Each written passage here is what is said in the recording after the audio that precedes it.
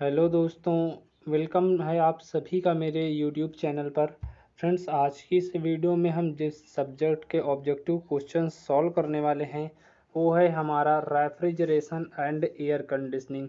तो refrigeration and air conditioning में आज फ्रेंड्स इम्पॉर्टेंट क्वेश्चन आज की इस वीडियो में सॉल्व करेंगे। इससे पहले की वीडियोज़ में मैंने फ्रेंड्स आपको RAC की काफ़ी वीडियोज़ अपलोड कर दी आपके लिए। कैट का पूरा सिलेबस ख़त्म कर दिया है आपका, और आपका हाइड्रोलिक्स के भी काफ़ी वीडियो आपके ऑब्जेक्टिव अवेलेबल हैं। तो फ्रेंड्स, आपने अभी पुरानी वीडियो नहीं देखी हैं, प्रीवियस वीडियो नहीं देखी हैं, तो आपके लिए पर्टिकुलर सब्जेक्ट के नाम से प्लेलिस्ट बना रखी है, आप वहां से जाकर सारी वीडियोस वॉच कर सकते हैं। तो चलिए फ्रेंड्स, आज का पहला क्वेश्चन लेते हैं। हमारा पहला क्वेश्चन पूछा गया है यहाँ पर,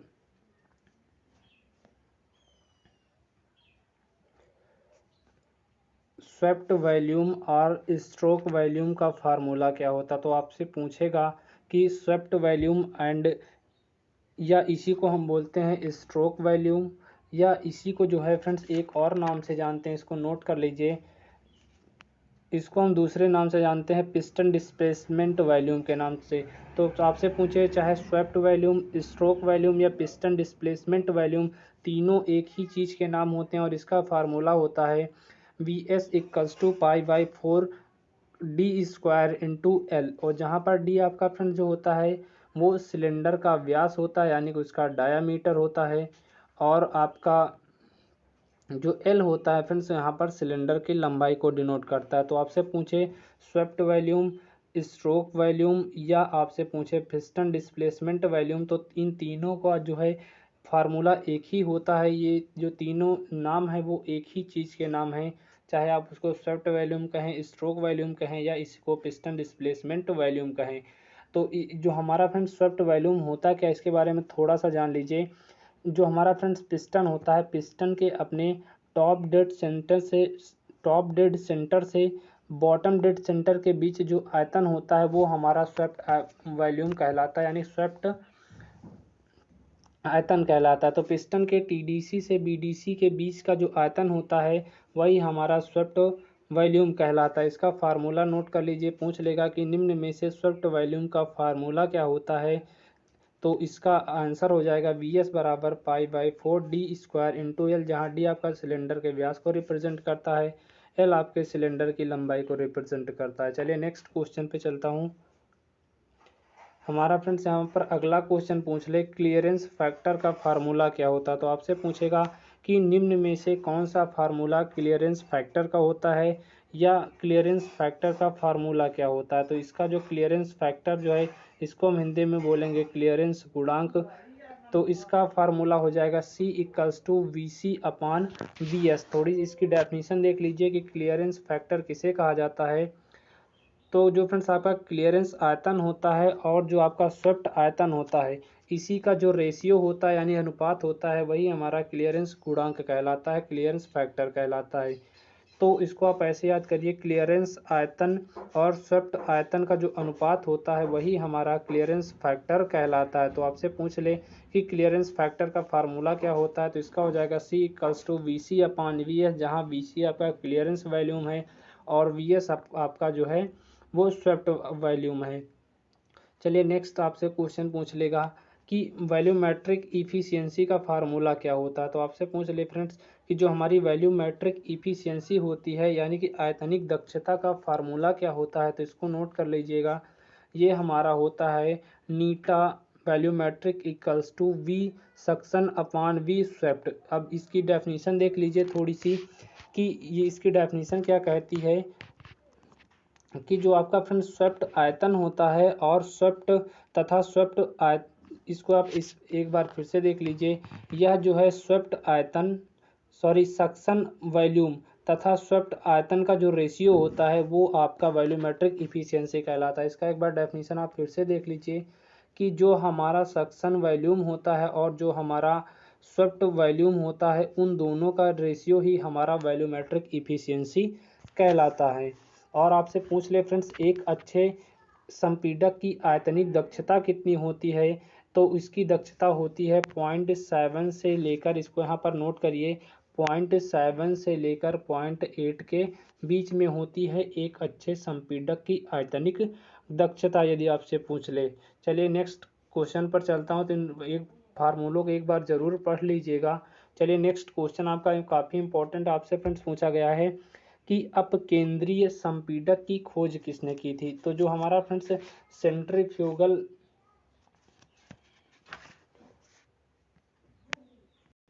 कंप्रेसर होता है उसकी खोज किसने की थी और कब की थी। आपसे पूछ लेगा कि सेंट्रीफ्यूगल संपीड़क कंप्रेसर की खोज किसने की थी। तो इसकी खोज की थी डॉक्टर विलिस एच कर्रियर ने की थी। और आपसे पूछ ले कि कब की थी, तो 1922 में इसकी खोज की गई थी आपकी अपकेंद्रीय संपीड़क की।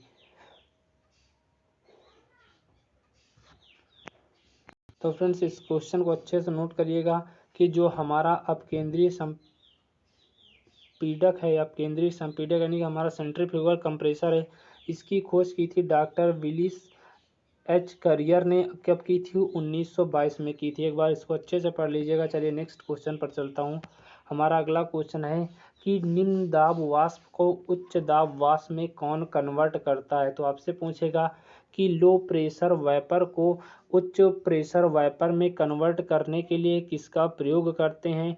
तो यहाँ पर इसका आंसर हो जाएगा सेंट्रीफ्यूगल पंप का हम प्रयोग करते हैं, यानी अपकेंद्रीय पंप का प्रयोग करते हैं। तो आपसे कुछ इस प्रकार क्वेश्चन पूछा जाएगा कि निम्न दाब वाष्प को उच्च दाब वाष्प में बदलने के लिए निम्न में से किसका प्रयोग करते हैं। तो वहाँ पर इसका आंसर हो जाएगा सेंट्रीफ्यूगल पंप का जो है हम प्रयोग करते हैं लो प्रेशर वेपर को हाई प्रेशर वेपर में कन्वर्ट करने के लिए।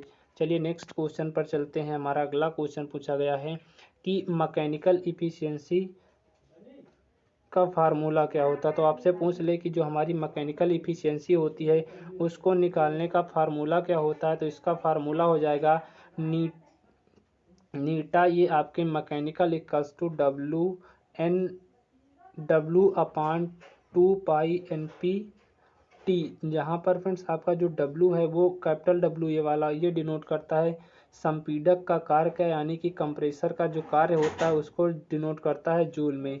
और NW आपका है जो संपीड़क की गति को RPM में डिनोट करता है। RPM मीन्स राउंड पर मिनट, यानी कि एक मिनट में चक्करों की संख्या को। और यहाँ पर फ्रेंड्स जो हमारा NP है वो इंजन की गति को रिप्रेजेंट करता है, ये भी आपका राउंड पर मिनट में ही रिप्रेजेंट करता है। और जो आपका कैपिटल T है वो आघूर्ण को बताता है। तो इसका कुछ आपसे फार्मूला पूछ ले कि मैकेनिकल इफिशियंसी का फार्मूला क्या होता है। तो इसका फार्मूला हो जाएगा नीटा मैकेनिकल इक्वल्स टू WNW/2π/NP/T, जहाँ W आपका कंप्रेसर का कार्य जूल में बताता है, NW आपका फ्रंट संपीड़क की गति को RPM में डिनोट करता है, NP आपका जो है इंजन की गति को RPM में डिनोट करता है, और T क्या है आपके आघूर्ण को रिप्रेजेंट करता है। चलिए नेक्स्ट क्वेश्चन पर चलते हैं। आपसे पूछ ले कि स्टील नली जो होती है उसमें किसका इस्तेमाल किया जाता है। तो फ्रेंड्स इसको अच्छे से याद रखिए कि जो हमारी स्टील नली होती है इसमें हम अमोनिया का इस्तेमाल करते हैं, NH3 का इस्तेमाल करते हैं। तो इसको अच्छे से याद कर लेना कि जो हमारी स्टील नली होती है उसमें हम अमोनिया यानी कि NH3 का इस्तेमाल करते हैं। चलिए नेक्स्ट क्वेश्चन पर चलते हैं। आपसे अगला क्वेश्चन पूछ ले कि कैपिलरी ट्यूब की लंबाई तथा व्यास कितना होता। तो आपसे फ्रेंड्स पूछेगा कि कैपिलरी जो ट्यूब होती है उसकी लंबाई कितनी होती है। तो इसकी लंबाई होती है 0.5 मीटर से लेकर 5 मीटर तक। और आपसे पूछ ले कि हमारी कैपिलरी जो ट्यूब होती है उसका व्यास कितना होता है। तो यहाँ पर इसका व्यास होता है 0.5 mm से लेकर 2.22 mm के बीच में आपका इसका व्यास होता है। तो आपसे लंबाई पूछे तो 0.5 मीटर से 5 मीटर के बीच में होती है, और आपसे व्यास पूछे कैपिलरी ट्यूब का तो ये आपका 0.5 mm से 2.2 mm के बीच में होती है। इनके आप जो है मात्रक याद रखिएगा, एक का मीटर में होता है, आपका एक का mm में होता है। चलिए नेक्स्ट आपका क्वेश्चन है कि थर्मोस्टेटिक एक्सपेंशन वाल्व के प्रमुख अंग कौन कौन से होते हैं। तो जो हमारा फ्रेंड्स थर्मोस्टेटिक एक्सपेंशन वाल्व होती है उसके प्रमुख अंग कौन कौन से होते हैं, थोड़ा उसके बारे में जान लीजिए। तो यहाँ पर पहला पॉइंट होता है शक्ति अवयव फिलर बल्ब के साथ। दूसरा हमारा होता है वाल्व, सीट एवं निडिल। तीसरा आपका होता है व्यवस्थापक स्प्रिंग और चौथा आपसे होता है डायाफ्राम या इसी को हम बोलते हैं ब्लो। तो आपसे क्वेश्चन इस प्रकार पूछेगा कि निम्न में से कौन सा जो अंग है वो थर्मोसेटिंग एक्सपेंशन वाल्व का नहीं है। तो इनको जब आप पढ़े रहेंगे तभी तो आप इसमें टिक लगा पाएंगे। इन तीनों में से कोई, चारों में से अदर, जैसे तीन आपका ये दे दिए लास्ट शुरू वाले और इसके स्थान पर कोई दूसरा दे दिया तो वहीं पर आपको टिक लगाना है। क्वेश्चन इसी प्रकार पूछेगा कि थर्मोस्टेटिक एक्सपेंशन वाल्व का प्रमुख अंग कौन सा नहीं है। तो यहाँ पर जब आप इसको याद रखोगे तभी तो आप टिक लगा पाओगे कि कौन सा है कौन सा नहीं है। तीन दे देगा आपके इसके अंग और चौथा कोई अलग नाम दे देगा तो आपसे पूछेगा कि थर्मोस्टेटिक एक्सपेंशन वाल्व का कौन सा अंग नहीं है। तो आप इसको अच्छे से पढ़े रहोगे तभी तो इसका आप आंसर दे सकते हो। तो इसको अच्छे से पढ़ लेना। चलिए अपने नेक्स्ट क्वेश्चन पर चलता हूँ। हमारा फ्रेंड्स अगला क्वेश्चन पूछा गया है कि बेयर नली इवेपोरेटर में किसका इस्तेमाल किया जाता है। तो क्वेश्चन इंपॉर्टेंट है, आपसे पूछ ले कि जो हमारी बेयर नली होती है, बेयर नली इवेपोरेटर जो होती है उसमें किसका इस्तेमाल करते हैं। तो यहाँ पर इसका आंसर हो जाएगा कि स्टील पाइपों या कापर के ट्यूबों का इसमें इस्तेमाल करते हैं। तो इसको अच्छे से नोट कर लीजिएगा। जो हमारी बेयर नली इवेपोरेटर होती है उसमें स्टील पाइपों या कापर की ट्यूबों का इस्तेमाल किया जाता है। जहाँ पर फ्रेंड्स छोटी इवेपोरेटर का काम होता है वहाँ पर हम कॉपर ट्यूबों का इस्तेमाल कर लेते हैं और जहाँ पर हमारी बेयर नली जो होती है उनकी बड़ी इस्तेमाल होती हैं तो वहाँ पर हम स्टील पाइपों का प्रयोग कर लेते हैं। तो अकॉर्डिंग टू आवर नीड के हिसाब से छोटी है तो कॉपर ट्यूब का और बड़ी है तो हमारी स्टील पाइपों का प्रयोग कर लेते हैं। चलिए नेक्स्ट आपका क्वेश्चन, लास्ट क्वेश्चन आज की सेशन का, आपसे पूछ लेगा कि पश्चाग्र वायु संपीड़क यानी कि रेसिप्रोकेटिंग एयर कंप्रेसर का अधिकतम दाब कितना होता है। तो जो आपका फ्रेंड्स रेसिप्रोकेटिंग एयर कंप्रेसर होता है इसका अधिकतम जो दाब होता है फ्रेंड्स वो आपका 1000 बार होता है। तो दाब को हम फ्रेंड्स बार में से डिनोट करते हैं। यहाँ पर इसको अच्छे से नोट कर लेना कि जो हमारा रेसिप्रोकेटिंग एयर कंप्रेसर होता है उसका जो दाब होता है अधिकतम वो 1000 बार होता है। तो ये थे फ्रेंड्स आज के अभी तक के इम्पोर्टेंट क्वेश्चन जो अभी कंप्लीट हो चुके हैं। उम्मीद करता हूँ आपको फ्रेंड्स वीडियो पसंद आया हो तो वीडियो को लाइक कर देना। चैनल पर आप पहली बार आए हो तो चैनल को सब्सक्राइब भी कर लेना और साथ ही बेल आइकन को ज़रूर प्रेस कर लेना इसी तरह के लेटेस्ट वीडियोस के अपडेट हमसे रेगुलर प्राप्त करने के लिए। और आप चैनल पर पहली बार आए हो तो चैनल को ज़रूर सब्सक्राइब कर लेना, वीडियो को अपने दोस्तों को ज़रूर शेयर कर देना और वीडियो को लाइक भी कर देना। तो थैंक यू फ्रेंड्स आप सभी का वीडियो के अंत तक बने रहने के लिए। मिलते हैं हम आपसे नेक्स्ट वीडियो में अगले इंपॉर्टेंट टॉपिक के साथ। जब तक के लिए tata bye bye, take care, have a nice day, thank you.